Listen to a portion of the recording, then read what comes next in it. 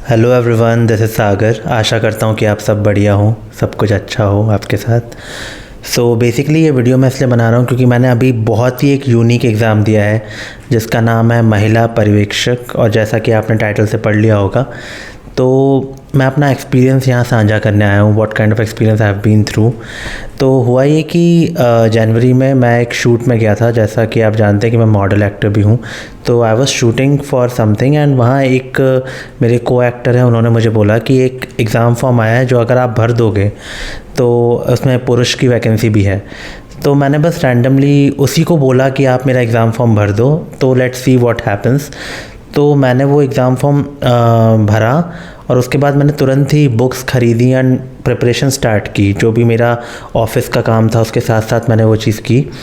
तो मैं IT company में वर्क करता हूँ as a senior business analyst और मैनेजर। सो मैंने बस एक अनुभव के लिए या कहें कि ऐसे ही मैंने एग्ज़ाम दिया है।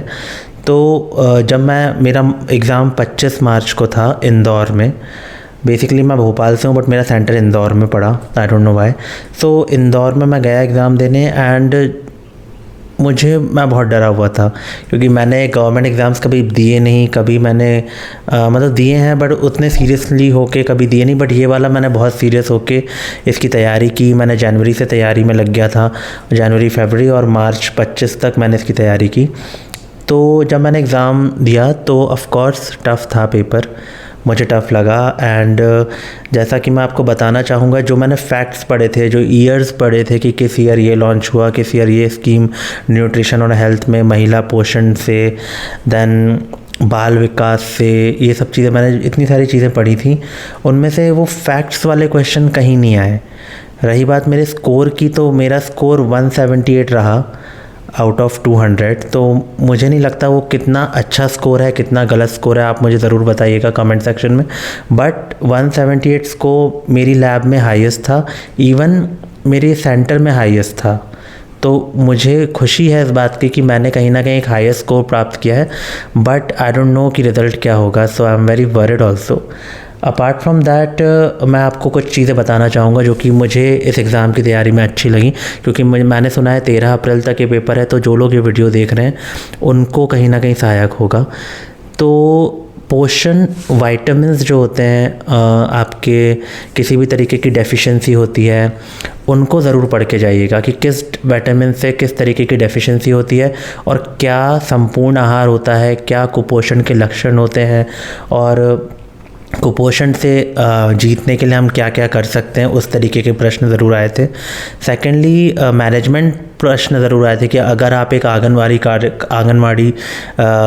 कार्यकर्ता हैं तो कैसे ये सिचुएशन आएगी तो क्या करेंगे, गांव में विकास क्यों नहीं हो पा रहा, उसके कारण क्या हैं। तो बहुत सारे कारणों की लिस्ट है।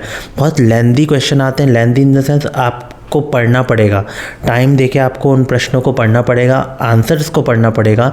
तो ऑप्शंस और क्वेश्चंस बहुत ही लेंदी हैं, तो उस वे में आप अपने मेंटल माइंडसेट बना के जाइएगा कि आपको पढ़ना बहुत पड़ेगा प्रश्न, लेकिन बहुत इजी आंसर्स हैं।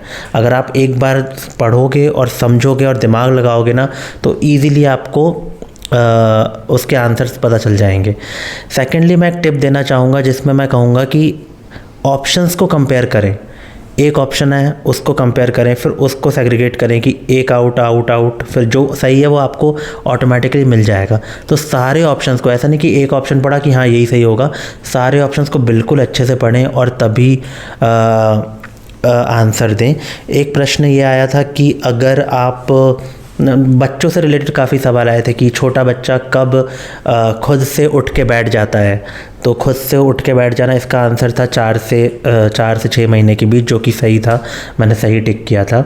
उसके अलावा कुछ इस तरीके के क्वेश्चंस थे जैसे गूगल किसने निर्माण किया गूगल का, देन एंड्रॉयड किसकी उपज है, देन इस तरीके के टेक्निकल क्वेश्चंस। मैथ्स बहुत इजी आया था, प्रॉफिट लॉस आया था, देन सम, मल्टीप्लिकेशंस, परसेंटेज निकालना, इस तरीके के सवाल थे। मैथमेटिक्स तो बहुत इजी था, आप देख के ही बना लोगे कि क्या आंसर है।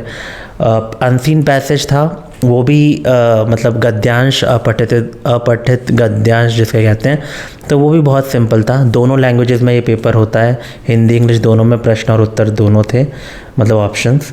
एंड आई थिंक और एक चीज़ कहूँगा कि आपको वहाँ अपनी समझ के हिसाब से ही इसका आंसर करना है।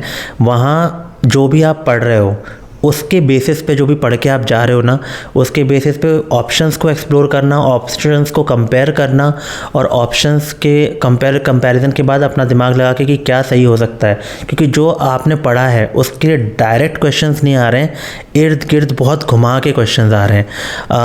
जो भी बच्चों से रिलेटेड बीमारी हैं उसको बहुत अच्छे से पढ़ के जाना। रूबेला वायरस, जो रूबेला कोई बीमारी होती है, आई डोंट नो, मुझे बनना नहीं था वो सवाल। उसके अलावा कुछ सवाल थे टीकाकरण के ऊपर। देन उन स्पेशल चाइल्ड जो होते हैं, जो स्पेशल चिल्ड्रन होते हैं, जिनको किसी न किसी की तरीके की डिसेबिलिटी होती है, उनके बारे में काफ़ी सवाल आए थे। किस तरीके से हम प्री प्राइमरी चिल्ड्रन, जो कि छोटे बच्चे होते हैं, उनकी एजुकेशन में हेल्प कर सकते हैं, किस तरीके से उनको पढ़ाना चाहिए, एक्टिव लिसनिंग, पैसिव लिसनिंग, इन सब सवालों ये सब सवाल ज़रूर आए थे। उसके अलावा आपकी सोच पर, एथिक्स पर क्वेश्चंस आए थे कि अगर ये सिचुएशन आएगी तो आप कैसे रिएक्ट करोगे, क्या करोगे। साइंस से रिलेटेड क्वेश्चंस आए थे, कुछ केमिकल्स से रिलेटेड क्वेश्चंस आए थे, और इस तरीके के प्रश्न थे। लेकिन सारे प्रश्न अगर आप एक साइंस स्टूडेंट हैं तो आपके लिए काफ़ी इजी हो जाएगा, और अगर आप नहीं भी हैं तो भी आप जो भी तैयारी कर रहे हैं, आई डोंट नो, जो लोग नहीं तैयारी कर रहे हैं उनका मैं नहीं कह सकता, बट जो लोग सीरियसली होकर तैयारी कर रहे हैं वो बस क्वेश्चंस देख के घबराएं ना, अच्छे से सारे प्रश्न पढ़ें। प्रश्न पढ़ने के बाद अच्छे से सारे ऑप्शंस पढ़ के एक्सप्लोर करें। 3 घंटे बहुत ही संपूर्ण टाइम है। मेरा 2.5 घंटे में पूरा पेपर हो गया था, मुझे आधा घंटा मिला था पूरा रिवैम्प करने का, लाइक पूरा एक बार गो थ्रू करने का। और आप वहाँ पे क्वेश्चंस को मार्क कर सकते हैं कि आप बाद में भी उसको रिव्यू कर पाएँ, तो मार्क वो वहाँ पे बहुत अच्छी फैसिलिटीज़ हैं। और सेंटर आपको एग्ज़ाम के 2 घंटे पहले ही बुला लिया जाता है, 1 घंटे पहले तक लास्ट एंट्री की जाती है। And admit card, Aadhaar card या कोई भी एक पहचान पत्र ले जाना अनिवार्य है। एक फ़ोटोग्राफ ले जाना अनिवार्य है। उसके अलावा फेविस्टिक वगैरह आप खुद का ले जाना, क्योंकि वहाँ पे ग्लू का बहुत दिक्कत हुआ था।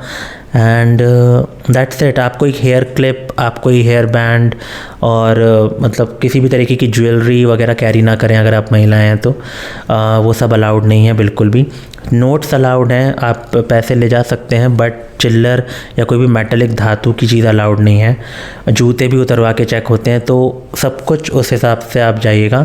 And all the best, and I hope कि आपका स्कोर बहुत अच्छा रहे। एंड आप मुझे बताइएगा कि मेरा स्कोर कैसा था। मैं बहुत डरा हुआ हूँ कि क्या होगा क्या नहीं होगा, but thank you so much for watching, and I hope आप सबके सपने पूरे हों, एंड जो भी इस एग्ज़ाम में मेहनत कर रहे हैं वो सफल हों। Thank you so much, bye bye.